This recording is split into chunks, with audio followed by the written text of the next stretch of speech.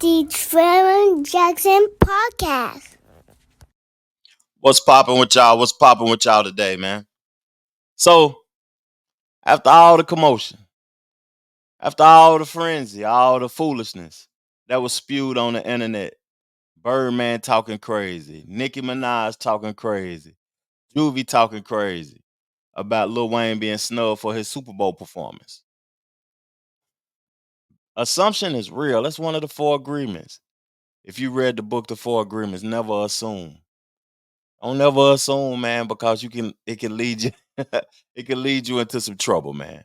But we finally heard from the horse's mouth about his perception of being snubbed from the Super Bowl. Let's check it out. I want to say for forgive me for the delay, um, the delay on just the delay. I want to say I had to first of all I had to get strength. I had to get strength enough to do this without breaking.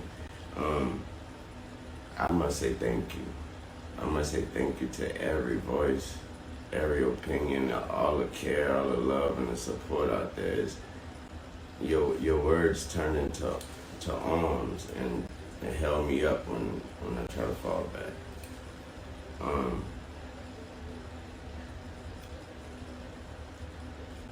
that hurt a lot. You know what I'm talking about? It hurt a whole lot. I blame myself for not being mentally prepared for a letdown, and for just automatically mentally putting myself in that position like somebody told me that was my position. So I blame myself for that. But I thought that was nothing, I thought that was nothing better than that spot and that stage and that platform in my city. And so it hurt. It hurt a whole lot. But y'all, y'all are amazing. It made me feel like not getting this opportunity. And when I felt like you guys reminded me that I ain't without y'all. And that's an amazing reality. So, like I said, it broke me, and I'm just trying to put me back together. But my God, have you all helped me? Thank The Trevor Jackson Podcast. You know, I probably got an unfavorable take about this, but I gotta just speak about it though. Uh Lil Wayne, I heard a take from Joe Budden first before I get into mine, where he said Lil Wayne doesn't look healthy. We seen where he had the inflammation in his face for a while, and his face was puffy. He just didn't look healthy. Another take I want to say is that I want to take back what I said on my previous podcast about him not being capable of performing at the Super Bowl. Now, I still feel like he can't headline the Super Bowl with just his catalog. He has plenty of songs that he's featured on where he can include artists. He has made two of the biggest artists in the game with Nicki Minaj and Drake, and he could include them. But I see where the politics is in this situation because we've heard, you know what I'm saying, Lil Wayne speak out about racism where he don't believe it exists. We heard him speak his side in politics, and we know who is throwing this Super Bowl thing, and we know what side they stand on. You know what I'm saying? So it's business in America. I come to realize as I get older is that America is just business. It's all about the money. This is nothing but a big business. This country is just a big business. It's capitalism. And when I think about that, I think about like what you've done throughout your whole career sets you up for the back end on your life. If you haven't been taking care of yourself, or if you've been portraying this image for 15 to 20 years, now you're trying to clean it up so you can get the sponsors, get the ads from the big corporations. It's not gonna work, dog. Lil Wayne is not marketable enough for the Super Bowl. That's just all it is to it. This is big business, man. The Super Bowl gives, they don't pay the performer, but they give them $20 million to for their set, for them to complete their set and be able to do their thing, just to set the performance up. We ain't gonna give Lil Wayne $20 million. Doritos, Budweiser, these big companies, they don't want to hear Lollipop and back that ass up. It's just not marketable enough for the whole nation. It comes to a point to where we love our artists, we idolize our artists and think they the best since the cable television. But everybody don't view them as that. Now, salute to Lil Wayne though. To me, I feel like Weezy, he should put that pain in his music. Put it in your music, dog. We waiting for the Carter 6. Put it in your music. We'll be excited to hear it. But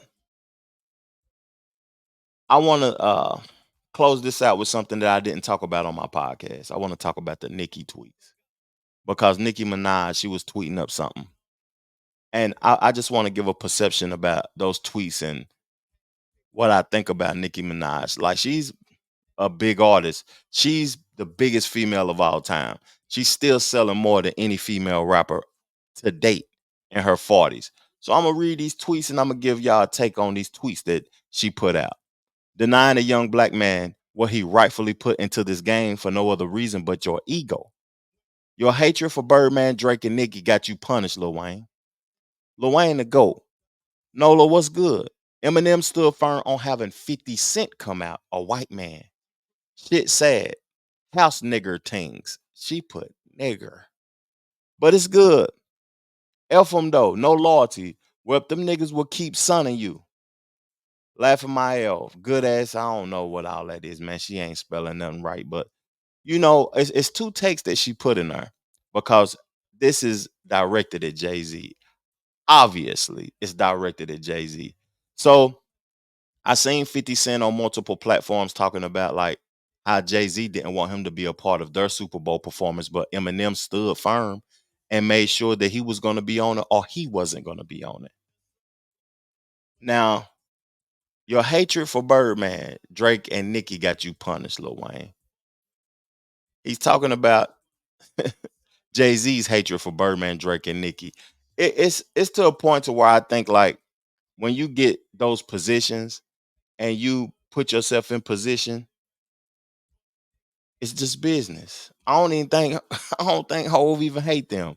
It's just business. He just gotta stand on business and be able to maneuver the best way he can to keep himself on top. It's just business. It ain't no hatred.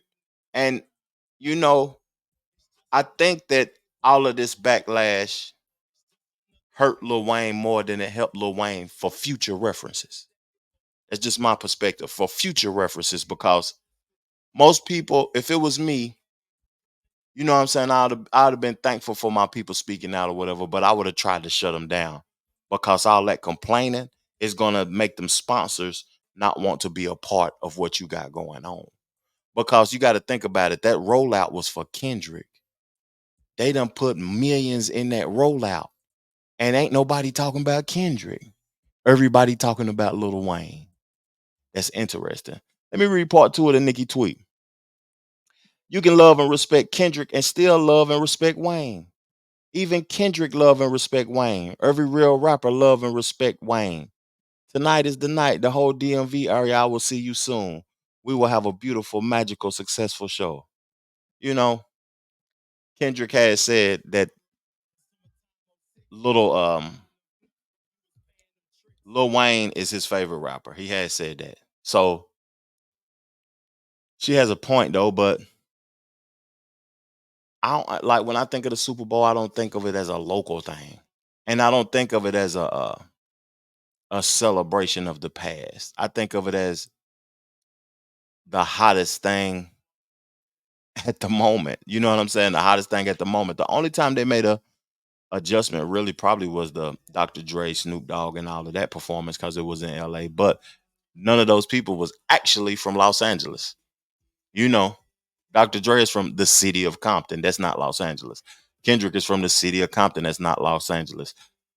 Snoop Dogg is from Long Beach. That's not Los Angeles. So it wasn't local for them. It's just on the coast or whatever. So to me, I don't think it has ever been a local thing. And that was like an iconic moment. If you put the collective of those 6 artists that was on that show up against Lil Wayne doesn't compare to those 6. He's not comparable. Eminem by himself, Dre by himself, Snoop by himself is more legendary than Wheezy. And I don't want to bash Wayne, man. I just don't want to bash Wayne. But it came to a point where this was viral and people was like annoying about it, man. Salute to Lil Wayne though, man. I'm gonna get up off of her. I'm gonna play one of my records, man. I ain't even gonna read no more of the Nicki tweets or whatever. We've been seeing this stuff all week, this foolishness. But I want to say, put the pain in the music, Wheezy, and we'll be happy. Real talk. Let me play one of my records, man, and I'm gone. I appreciate y'all for tuning in. Peace, love, plenty of abundance. Make sure you go get you some money. Chip.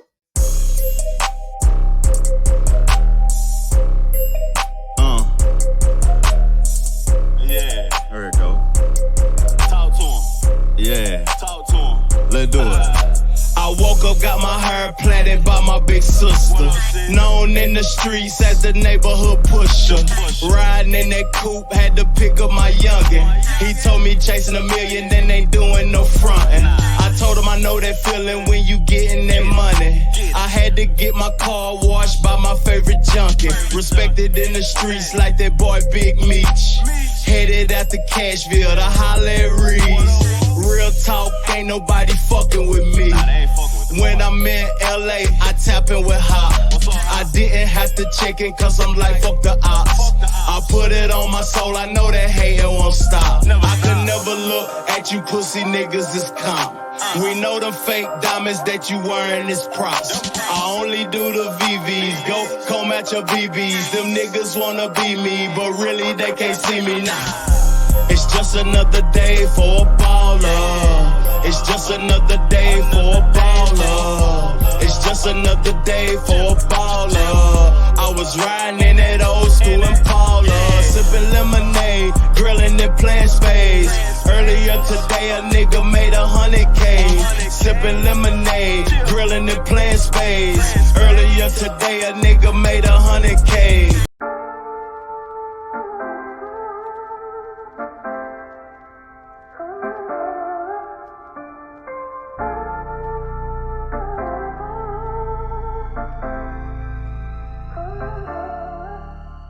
Detroit